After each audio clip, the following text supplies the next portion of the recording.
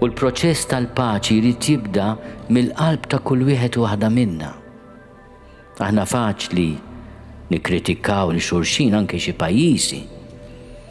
Imma nistaqsu lil nfusna llum fil-bidu tar-Randan imqaddes.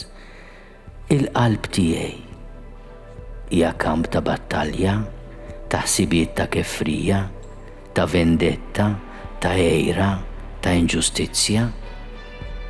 Jew qed nissielet għax hija wkoll battalja iebsa dik kontra l-istinti tiegħi, l-egoiżmu tiegħi biex il-qalb tiegħi tkun oasi ta' paċi, strument ta' maħfra, ta' rikonċiljazzjoni.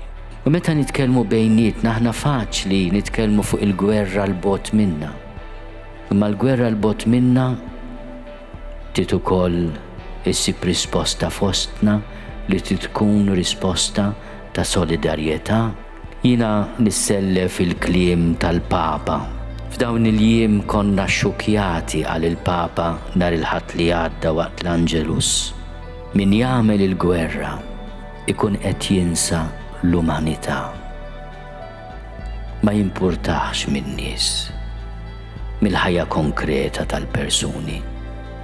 Imma qiegħed l-interessi tiegħu u tas-seta qabel kollox. Idur lejn il-loġika diabolika hekk qal il-Papa. I would like to say a final word to our friends from the Ukraine. I can't speak your language, but there is one language, which is the language of brotherhood and love. We are with you, and we will do whatever it takes to support you. You are not alone. May God bless the Ukraine. May peace prevail.